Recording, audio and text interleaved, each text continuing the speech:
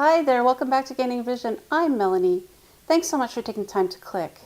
If you're a returning subscriber, thank you so much for your continuous support. And if you're new to the channel, welcome. I hope you enjoy your time with us. When I traveled to South Africa this year, I fell in love with the country and in love with Africa. My husband showed me the beautiful scenery, experiences, and I asked him when we got home, when can we move to Africa? He smiled. He said, do your research. So I did just that. I scrolled through YouTube to find out from other people's lived experiences of moving to Africa from the West. And I'd stumbled across a channel by a YouTuber named Miss Reche. Now, Miss Reche has beautiful stories of couples, interracial couples, who share their experiences. People who move from Canada, the United States, Philippines, and even Europe, sharing their time of going to Africa. Here is their love story. So my name is Lena Weise. I'm 23 years old and I'm from Germany. Now staying in Nairobi with Vin, my husband. Yes, and my name is Vincent Otieno Onyango, and I'm 22. Yes, and I stay in Kenya. Yes, with my wife, Lena. Yeah. Okay. My name is Marilyn Miller. Now Aluzimbi because I'm married to this handsome man. And I come from US, Ohio. Yeah, I grew up in the Amish country. Some of you might be familiar with that. Yeah, that's basically where I come from. My names are Elvis Aluzimbi. Yeah, married to this beautiful lady here. Yeah. From where? From Western Upcountry, Vihiga County. Mimi ni naitwa Grace Minor. Yes, and I'm from the Philippines. I'm a Filipino. Yes, and now we are here in Kenya for 5 years. Yeah, here for 5 years. Yeah, 5 years now. So my name is Eric, and Eric Minor, and I'm Kenyan by birth, nationality. I was born in Nairobi, born and raised in Nairobi, and my name is Carrie Joy Boyce Wanyoni. So I'm married to Bukusu here in Kenya. I'm from the United States of America. The work they did, a lot of them were missionaries, and others about falling in love. I came here 4 years ago in June 2018. And I came here to work with a ministry, the Last Call Ministries. It's an end times prophetic ministry here in Kenya. We're an international ministry, but we're registered here as God's Heart Ministries. And it's not really based in churches. We have churches, but our main ministry is to go out and spread the message about the rapture and the end times, to bring help to the local communities like this one. We mobilize people from the US to try and help certain people out here who are really in need. But we also have people who have donated to us out in these areas and been a blessing to others. I met my husband about a week after I came to Kenya. now studying in the US, you studied for 4 years or 3 years? Yes, I studied. I studied for 2 years in Georgia, and then in those 2 years, I started looking around. So what were you going to study? I was a pre-med student, biology and chemistry major. So that's what I went there for. I had dreams, but those dreams changed. So impression, now you in America, what shocked you most? Food shocked me. I did not know what hamburgers were, I did not know what pizza was. I'm a village kid. I know rice, mokimo, githeri, doma, sweet potatoes. And then I'm finding a parato of food stuff that I have no idea. So I ate rice and beans for the first few months. And then I made a mistake of tasting a cheeseburger and I fell in love. Finding their true love in Africa. Everybody loves a love story, don't they? I was caught up. I wanted to hear everything. What was it like? What were the differences? What were the challenges? What was life like in Africa? Washing laundry by hand, that was a big learning curve because we have a lot of things that make our life convenient in Canada. You have microwaves, you have big ovens and stoves, you have laundry machines, you have dishwashers. So suddenly you're doing everything by hand. You have to slow down.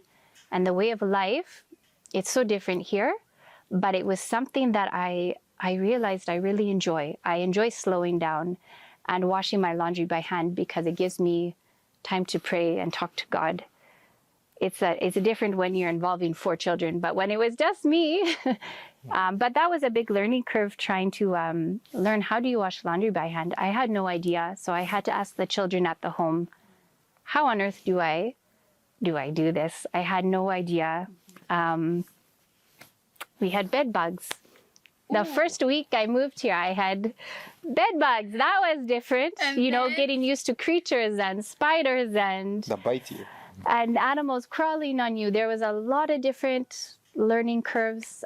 I think one of the biggest things that surprised me was all the means of transportation here.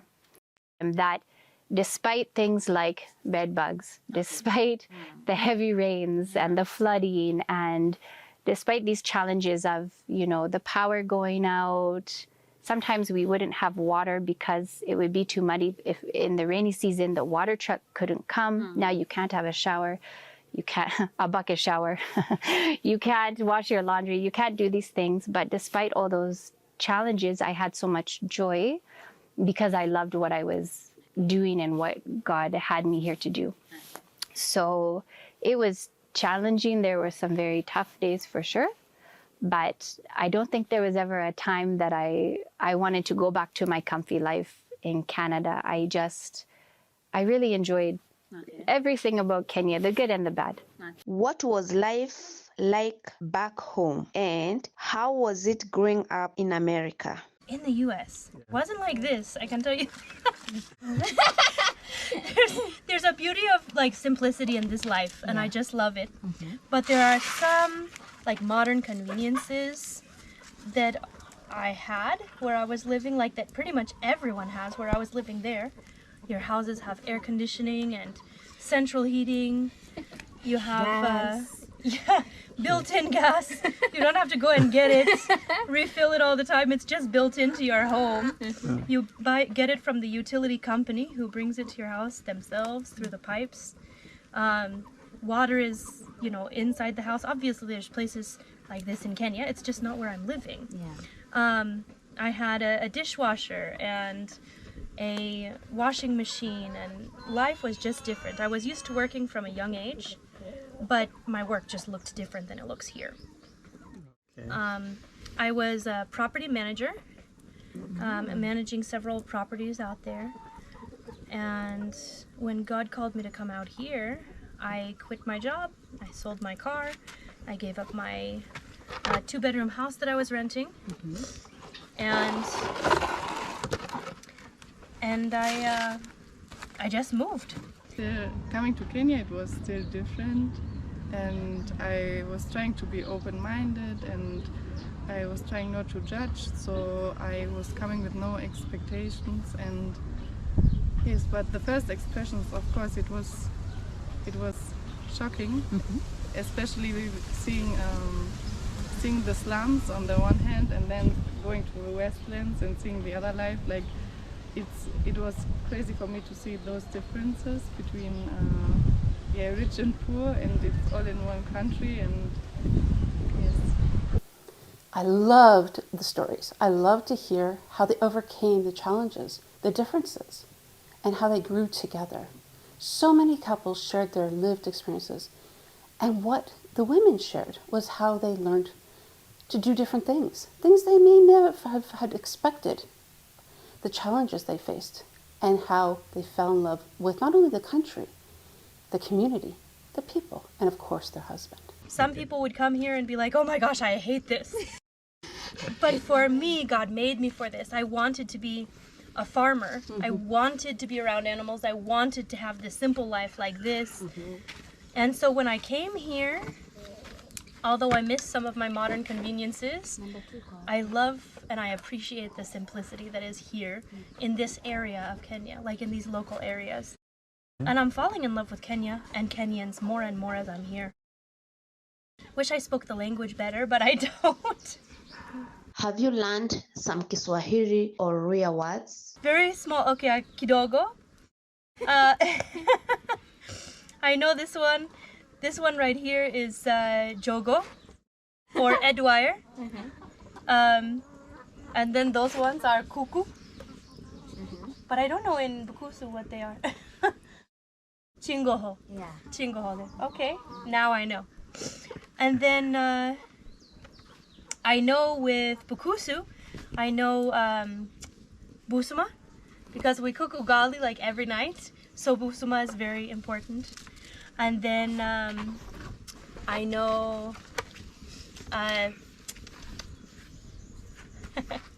I know, see, why can't I remember that one? The hard work, determination, and raising a family in Africa. How they had to learn the language to communicate effectively. I was falling in love more and more every day. I wanted to ask questions. I wanted to know, what was it like? Were they afraid? Were they excited? And they shared all of this as if they could hear me through the screen. But most of the time, he does the decision making, not me, because he's the one who does the investigation. Because since I don't speak good enough Swahili to have a conversation, it would be too easy for somebody to get something past me. So before I came to Kenya, I was preparing myself. Like I was checking the weather, like the temperature, how it's gonna be, because Germany, okay, we have summer, then it's hot, but we also have these cold periods and we have snow. So I was checking like what kind of clothes do I need, and I thought, because what we learned when we've been kids, it's always Africa is so hot, and I thought it's gonna be so hot, but then when I checked, I found out, okay, Nairobi is not that hot always, I need long clothes as well. So yes, I prepared myself with that, and also I was getting a dictionary, Swahili English and Swahili German, so I was trying to learn some Swahili words. Yes, but I found out it's easier to learn Kiswahili when you're actually here. Like it's not easy when you're sitting in front of your book. Like it's better to learn it when you talk to people. Yeah. Yes, and this is how I prepared. Okay. As I explored Miss Reche's channel, though, I found so much more. I found about local travel, culture, lifestyle, entertainment. Amiri Travels is a safari travel tour company that we started together. The idea from it came when we visited Kenya the first time. Yeah. The very first time was in 2016, and we came with our 2 small babies as well, and we went to like Masai Mara, and it was just so amazing. Okay. And then we were here for 6 weeks in Kenya, and then when we went back to US, that's just kind of where the idea was born. We had just gone on a safari, and we realized there would be a lot of people, especially like, my family and our friends in US, and people that would love to see Kenya and experience that same thing. And we knew we could take them around, and George, being from Kenya, he's able to easily show people the country and give them a really good experience. So, and my goodness, Miss Reche has quite the style of interviewing. She has this way about her that helps pull people's stories out of them. She shares stories of humanitarian, documentaries, and so much more. Well, when we first got married, we decided that we would always pay school fees for somebody. And we started out paying school fees for some of his relatives. Yeah. And after we got back here, I started noticing, I think he probably already knew, that there were a lot of kids who had single moms or parents who had lost their jobs or something that they couldn't pay for school fees. And there's got to be something we can do. And so we started thinking about it, and then when we decided to build the borehole, Ben had this idea that maybe we could fund scholarships with the borehole. And so that's why I went back and started an NGO in the States. We came back here, and he told you that first day that we got 1,000 shillings, we were in business. We started giving scholarships the following term. Yes. And his sister was like, you guys should really like wait a year until you're stable. And my friend's like, nope, we've already given a scholarship, we're good. I thought that I had found everything that I was looking for in these lived experiences. But as I kept exploring the channel, there was more and more as I peeled back the layers. Miss Reche goes and asks questions to pull the answers out, to make sure that the viewer is right there in the moment. So how and when did you come to Kenya? I came to Kenya in 2021 because of my studies, because it was part of my social work studies to do an internship for 6 months. So I decided to do it in Kenya, and since I always love to help people, especially children, I decided to do it in a slum. So I went to Korogocho and I did an internship there in a school. Yes, and yeah, this is how I came to Kenya, and I was working there 6 months with the kids. Why in Kenya and not in any other country in Africa? I don't know, I think it was my university, they had like a collaboration with this organization here in Kenya, and this is how I got connected to Kenya. And yeah, I loved the description of this internship, and I was checking on Kenya, and I thought this could be an interesting country to visit. She asks the questions from both the husband and wives to share what it was like, how their families felt. What were your family's reactions to you getting married in an African village? There's two things.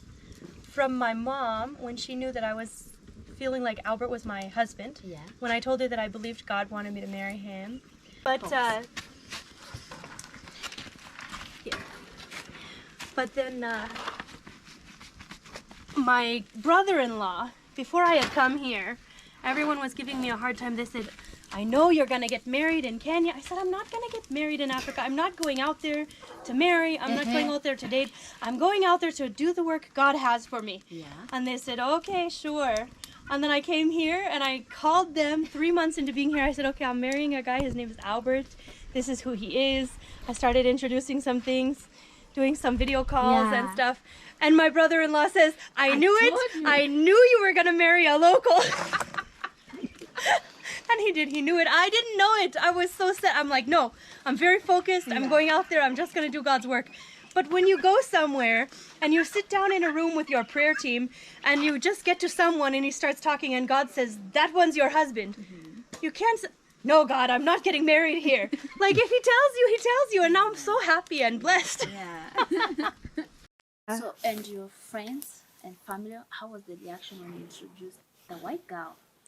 I think the surprise was the introduction part, So I never brought any girl home. So when Kim came home, my mom knew, oh, this could be something serious. So, it is different, right? It's different. You don't know where it's going. At that time, you just, I like you, you like me, and you are, So for her being cross-culturally different from me, culturally different from me, it was easy for my mom or even my family to be welcoming, because my brother had done a cross tribal marriage. My brother married from outside of our tribe, so that was my older brother. So that already helped the family be easy. Helped with an easy transition. So when Kim came, she was not the first one to not be a Kikuyu, so that was good. And then not being Kenyan and of course different color, that would getting used. Getting used to. Yeah. My mom doesn't speak a lot of English, but she continued being accommodating, and my brothers were super chill. My friends were excited. What changes had to be made and how they have triumphed, whether that's business, missionary work, family, so much more. And she always is so respectful in her questions. And then, being in Kenya, what are challenges of identifying student who need? Oh, Because yes. everyone want to be, sponsored, but Here's the how do thing. you know There how is to sponsor right? there is a code that for the longest time. I think the last 2 years, it's when things have been really getting out of hand. Yes. When one student left, one would join. Okay. That's how it always went. Okay. That way, when you join form 1, we see you through form 4 without fail. Yeah. But we always have people coming to ask for help midway. I personally go to their homes. Yeah. They are not expecting me. Oh, yeah. Yes. And I would show up at very random hours and see whether they really need a help. I remember I had to travel somewhere in Machakos, and I could not believe the situation there. It was so dark. I did not even know how to go back home. Yeah. Luckily, GPS was there. So I met this person. I did not even see their face. It was so dark. She becomes part of their family, and they all welcome her with open arms. She helps some of them raise funds for missionary work, and I loved every second of it. You're welcome. So you can tell guys, thank you for watching us. Maybe give yourself a shout out. Oh yeah. Thank you for watching. We have a guest house here in Tasia called Tumaini Guest House. If you need a place to stay or a great place to stay, you can find us on Facebook, Tumaini Guest House Embakasi. We have a YouTube channel, me and the kids, called These Curious Kids, that we have a few episodes up on. We need to do a few more. Yeah. And our scholarship program is TLMKEINC.carrd.com. Your guest house is like a Airbnb or? It's just a bed only. Okay. Yeah, bed only. Okay. Yeah. So. Yeah. We actually serve the people who, in case you're coming from the rural area and you're late and you need to travel tomorrow, they live here. Yeah. In case there is your mother-in-law has come and your house is small, we host you here. Okay. So that's pretty much. All right. 1, 2, 3. Yay! 1, 2, 3. Yay! Miss Reche, what I love is your versatility, your calm, quiet demeanor, the way you connect not only your guests, people you're talking with in the villages, but also how you connect with your audience. How many kids do you have so far? Mine? I have 2 that I've given birth to, and 1 stepdaughter who is like my daughter. Yeah. So I have 3 kids. We have 1 orphan that's like, he's an older orphan, but I consider him my child too. So that's 4. Yeah. But God just keeps growing it. I believe we're going to have a boys' home here one day. When we first got married, I was asking God what he wanted us to do next. And one of the things that he told us, both of us separately, was a boys' home. So eventually we want to open a boys' home, but for now, we're helping 1 boy at a time until God opens up the doors. You have me hanging on every word. And oh my gosh, don't even get me started with the cooking. Village cooking, my goodness. Yum, yum, yum. I like chapati and managu. Ooh. That's the managu with milk. I thought everyone makes it with milk, but I found out some areas don't make it with milk. So the managu with milk or cream, I love making it. I can make it very well. The kunde with the milk and moheleha, the bean chaff, is very, very tasty. I love that one. Chicken is wonderful. Of course. Nyama choma is probably my favorite. Not nyama choma, mbuzi choma. Mbuzi choma. I love mbuzi choma and fried goat. Like when I have it right. Yeah. Those ones are amazing. In America, we eat a lot of meats. Like we're used to meat as a regular part of our diet. And meat doesn't just mean every kind of protein is meat. But we have a regular like protein as part of our life like every single day, which I don't have out here. So when I do have meat, I really, really appreciate it.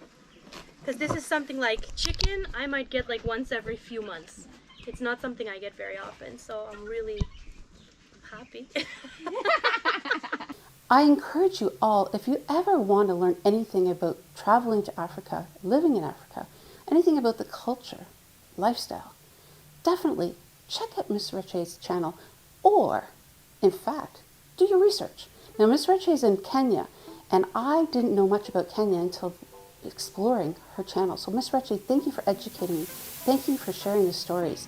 And as I mentioned, I would love to connect with some of these ladies and men to find out what they really feel. Now, I did bring this back to my husband and told him I'd done my research. And we're in discussions. So I'll get back to you on that. But until next time, please take a second. If you haven't already, hit subscribe. And please don't forget to like and share.